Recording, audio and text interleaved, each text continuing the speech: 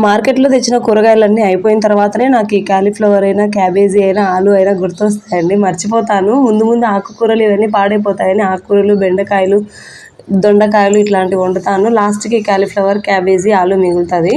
ఇంకా అలానే అనమాట. ఈ వారం కూరగాయలు తెచ్చుకోలేదు కాబట్టి కాలీఫ్లవర్ అడుగున పడుండే ఇది చేస్తున్నానండి. పాడైపోలేదు, బానే ఉంది. అందుకే ముందు వేడి నీళ్ళలో కడిగి పసుపు, ఉప్పు వేసి చేసిన తర్వాతే మళ్ళీ స్టార్ట్ చేశానండి. ఏ కూరగాయలైనా చేసేటప్పుడైనా నేను వంట చేసేటప్పుడు ఆనియన్స్, టొమాటో ఇవి ముందే కట్ చేసి పెట్టుకోనండి. ఆయిల్ పెట్టిన తర్వాత అది ఆయిల్ వేడయ్యేంతలోపు ఎంతసేపు ఆనియన్ కట్ చేసుకోవచ్చులే అనేసి అన్నీ ఒకేసారి చేసేసుకుంటాననమాట.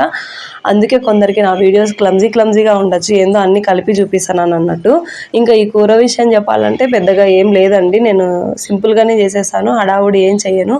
కొందరు టొమాటో పేస్ట్ అంతా కలిపి జీడిపప్పులు అవి ఇవి మిక్సీ వేసి చేస్తారు. అదంతా ఏం కాదండి, సింపుల్గా చేశాను. చపాతీలోకి కూడా ఇదే ఉంటుంది.